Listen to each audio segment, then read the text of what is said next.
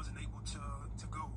And now, I see kids in college that make, millions of dollars, and sometimes it's just how things shake out, where, you happen to be ahead of your time and Absolutely. you mentally have to get over it. But on the more serious note, that was what had me depressed, where you feel like, you should be able to make money and take care of yourself, and you have a talent and a skill that you can market and potentially go to the NFL with and, do whatever. But those 2-3 years I was kicked out of football, that's what had me drinking, drugging, and you feel sorry for yourself and you keep on replaying, what coulda, shoulda, woulda happened, and that's the shit that sent me into the streets. But eventually got over it, and like sometimes, no pun intended, it is what it is. That was what happened with me. I was like, man, it is what it is. You gotta, rebuild this stuff without football, and that's basically what happened with me. Nah, absolutely. I was just more amazed that phrase is, just it's regular. It's regular, and we thinking about 2002. It was 2001 when this slow. 2002. Yeah, 2002, and I'm like, yo, niggas was like you say, you was ahead of their time. Mace had some bars. Mace had some bars, and he said, "I treat girls like Kentucky. I'm one and done." And because you go to Kentucky, you're one and done. You know what I'm saying? Not saying that's his real lifestyle. I'm just saying musically. You know what I'm saying? Clarify. Nah, it's bars. They just being clever. But I think that was a very, very clever bar. I treat girls like Kentucky. I want to know, like, oh, nigga think he hot. Boy, that was a tough bar. But I seen that slogan up, and I just wanted to ask you that. But that's dope. That where you're at now compared to what you went through. All of us. Exactly. Okay. This might be for anybody. I will say this, 'cause I think it's important. Like, for anybody who go through shit, like, people just, sometimes you can stay stuck in those moments mentally. Feel sorry for yourself and keep on reliving the past and keep on talking about the past. And, the irony is that, like, when I look at you, what you be going through on the internet, it's kind of like people acting like that, stuck in the past. Yeah. And until you get out of that stuff and start to move forward, like, you never move forward with life. And I don't mean that, I don't take no shots at anybody any type of way, but all that stuff is the same. Like, when you just mentally stay stuck in the past or talk about the past, it'll keep you in the spot mentally. Absolutely. What of the day right there. Okay, so Arch Manning, he has a lot of pressure, as we know, because of his last name. So he's really been going through it, not even just on the field, but also on social media because of some of the games that he's played. Maurice, what are some unknown challenges that kids who have famous family go through that others may not know about? I think the one thing that's obvious, the pressure of the kid not really understanding who they want to be versus who other people expect them to be. And I already thought about this with my daughter. I got 2 young boys. One is 2, one is 5, and then my daughter, she's 19. But when my daughter was growing up, like, her trying to find herself, and I can only think about this, if your last name is Manning and you play football, her trying to find herself and what she wants to do versus what other people think that she should be doing because she's my child. And, like, me trying to get her to navigate that and her trying to find herself and me trying to say, like, okay, is she an athlete? Am I making her be an athlete? Am I forcing her to do something that she doesn't want to do? And when I look at Arch Manning or anybody who has, like, famous parents who has fans and friends and, people who expect the kid just to come out of, the womb and do the same thing, I ask myself, like, is that something that he suffers from? But then also, like, with, Mason Cam, I ask myself, like, with them having older kids and them being older than me, how have they seen that play out in their kids' lives? So that's my take on it, but I was more interested in hearing that. Ain't no way. For me, it's real simple. I think I learned Crazy, bro. very early that my kids were in me, I think some people, they force their kids down that road to try to make them similar or quite like them, and I think that's a real travesty because every time, like, a child, I did not mean to they're, do like, that. wired certain ways to do Might as certain well be things. even harder to And get. if you pay attention to it, you could actually maximize it. I recognized early my kids were intellectual and they wasn't athletes at all. And it was heartbreaking at first because they both of my kids are like 6'2", 6'3", or he was 6'3", 6'4". So I was thinking, I know I got 2 pros. I'm guaranteed to have 2 pros. You know what I'm saying? 6'2", 6'3". I'm looking like, man, if I was 6'2", I'm in the league still probably right now at 50, but,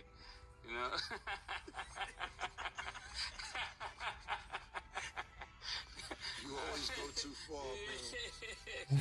Nigga from Harlem, he gonna go too far. You eat the internet, nigga from Harlem, he gonna go too far. You can almost rest assured. What unit is on this ledger? You can't give him no credit, but I recognize that early, you know what I'm saying? And it was a beautiful thing the moment I embraced it. The earlier you embrace it, the better. Yeah, that's a great point, Mason. Because you know why? Is that, and for my situation with my son, is that my son used to be like me till about the age of 8. Not like me, of course you can't be like me, but he wanted to get the fur coat. He was wearing the chains and all this. And 8 years old, it just changed, and he just became super duper proper, educated. Not saying he wasn't going to be educated, like very intelligent, and you know, it's to the point like with me, like even my son, like I'd be like, yo, let's get some bitches, and he'd be like, yo, stop. Stop. One day I say, yo, bro, I'm telling you right now, Get some magic. you turn 16, you going to Vegas, I'm getting you some prostitutes. I don't want to. No, you're not. I'm not going to do it. I'm not going to do it. I'm like, bro, to the point where it's like, it's not. I said, what happened to you, man? We was on the way to do something. He said, things change. And the nigga, like he said, my son is nothing like me. He I actually don't doesn't know want what people to knowing do. that I'm his dad because he doesn't want people being his friend Alright, just because I'm his dad. You know, even his Instagram or Facebook or all that shit, it's just say, I cannot get your record deal. I'm not from Harlem. In the it's that in the bio. So I agree with Mace 150%. You can't want them to, you have to let them be who they're gonna be. You see What when the you hell? go to athletes, you can see a lot of athletes who's under pressure because their father may have been a superstar, you know. I don't even want to say any of the names or and But that's that's what I was saying. But like, you, like from having a famous son, can you identify what Arch Manning might be going through? And then you talking about Peyton and Eli, both of them won 2 Super Bowls separately. sorry, go ahead, man. Oh yeah, I think when you got that storybook last name, you gotta almost be a daredevil to take on that same sport. I really feel pause for all of the kids whose parents are really great at the sport, you know, and you desire to go down that field. You almost like really got to be cut out for it and really give in. I think one of the mistakes that they make is not giving in to everything it takes if you're going to go down that path. If you're going to go down that path, you're going to get all the accolades for it, but you're going to get all the scrutiny for it. So you might as well use all the trainers, use all the strength and conditioning, do everything that they tell you to do so you could be a lead in that area. Because I believe there's some kids that they listen to their parents and they shoot up even past their parents. So that's what I would say to that. Yeah, I mean, it depends. It still depends because Mace made a fabulous point. But it's just it's different scenarios. Yeah, okay, so you think let's just use Manning. It's top of the top. As a family, you got you got the grandfather, Archie Manning. You got Peyton Manning, a 2-time Super Bowl winner. You got Eli Manning, a 2-time Super Bowl winner. Only reason Archie's father didn't make it to the NFL is because he got hurt. Yeah. So now you're looking at potentially his father could have been a pro athlete. Both my uncles are Super Bowl champions. My grandfather's Super Bowl champion. You have to be top of the top. And what Mace is saying, because how much better can you be than the family? Yeah. You get what I'm saying? It's like the family already achieved the highest of the mountaintop. What can you do but just add on to the legacy? And if you're not adding on to the legacy, then it looks like you're underachieving. Let's think about we could go Bronny. Yeah. You get what I'm saying? You sit there. Yeah. Your father is considered the GOAT to a lot of people. Yeah. So if you don't average 20, you're not Bronny. I mean, you're not Braun. But 20 is a great number for certain people. You know what I'm saying? 16 is good. Yeah, if he get 11 and 6, some niggas live off that. Yeah. But because you're LeBron's son, it doesn't make it's not good enough because of who your father is. Let's use another example. Now, you can sit there and say niggas who was very good NBA players, but they wasn't superstars. And their sons kind of fall under the radar until you be like, oh, that's so-and-so son. Like, it's many times I looked up and watched the NBA game and be like, hey, yo, you know, Kenyon Martin, that's Kenyon Martin. Like, Kenyon Martin son is playing. Yeah. You know what I'm saying? Like, right now, Carlos Boozer has his sons. Twins. One of their name is Cameron. You know, number one nigga in the country. Cameron Boozer. That's what I'm trying to tell you. I told you all them niggas gonna go too far. I told you, Mom, all them niggas gonna go Give too me far. Amari, bro.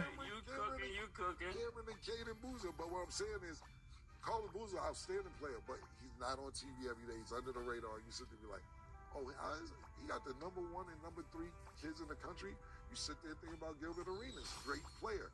You like, oh, but Thomas sang your Temple on Great. Like, oh, he that nigga cooking, he nice. Oh, I didn't know he was that nice.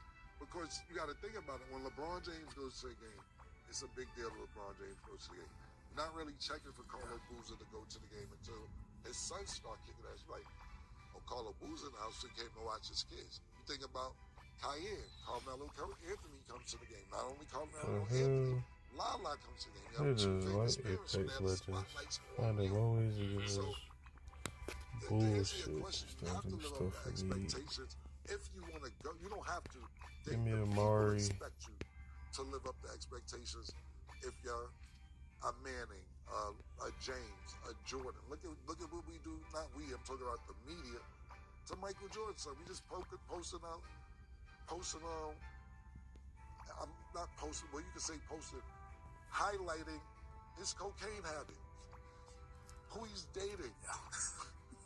It's Michael Jordan's son, so now it's not even pro sports no more. Yo, why the nigga just sniffing coke like that? Because it's with your kid, and I don't mean to just throw anybody's name out there, but with your kid, that much of it was John Paxson.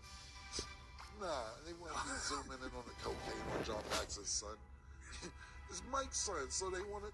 That's what comes with the last name. So that's my take on that.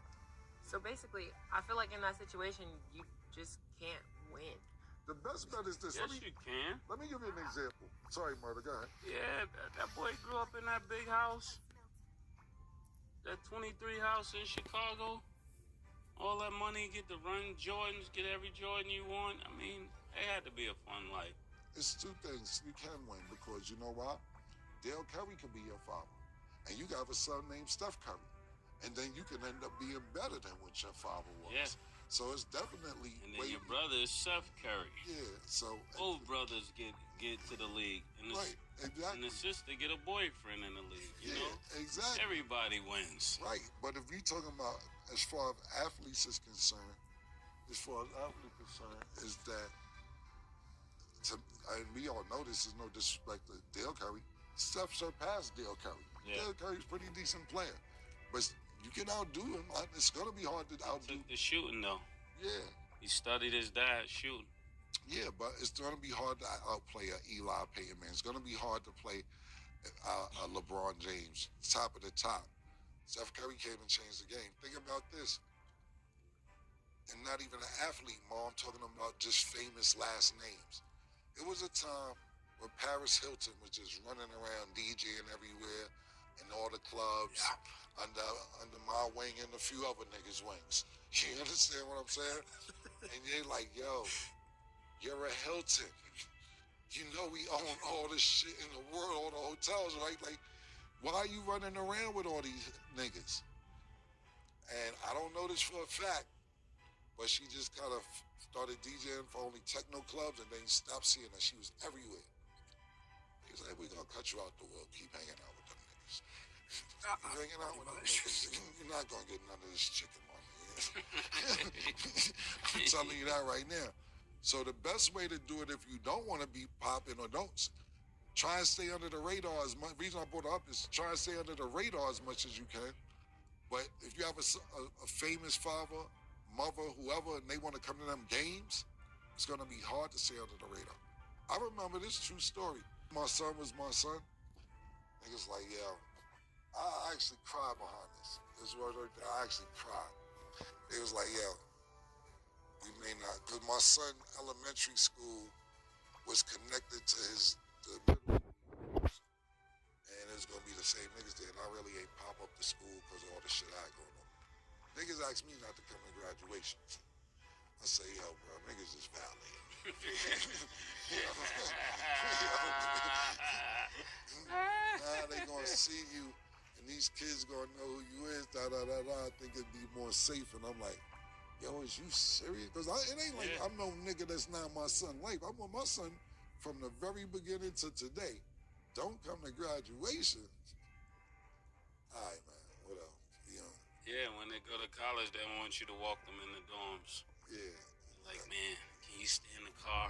Yeah. You know Stay in the car. Now, it wasn't my son. It was like the family, like, I'm not saying his mother. No, I don't want to get into specifics of who.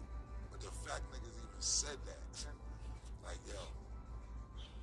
But then if something happened to him in middle school, see, I told you so. You made it hot. Yeah, you know what I'm saying? So it is what it is. Yeah, okay, points. Okay, y'all, we're going to go to break. When we return, we will discuss Geno Smith. We'll also talk about the 0-2 and 2-0 teams. Don't go anywhere. Here you go, Stat.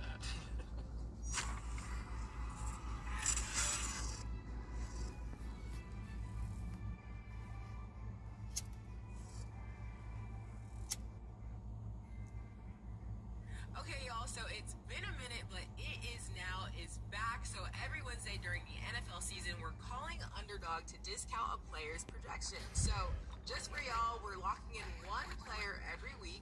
We pick a guy, we'll lower his number, and make it even easier for y'all to win. So Cam, who are we looking at this week? When I was looking at it for me, I just put my iPad down. Underdog has Tyreek at 67.5. I think it should be 50.5. Let me make the call.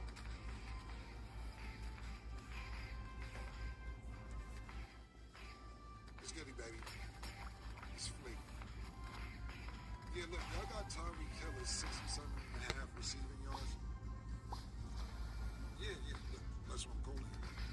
Make it 50.5. You let niggas eat, man. That's why I love you. My Caucasian. Either way. I love you, man. All right, we good. See, y'all heard it just like that. So Underdog moved Tyreek Hill's projection from 67.5 to 50.5. The discount is live right now until kickoff tomorrow night. So new and existing customers, make an entry with that. Just make sure you sign up with code ITISWHATITIS. So next week, it'll be a new player, new discount, same deal every Wednesday.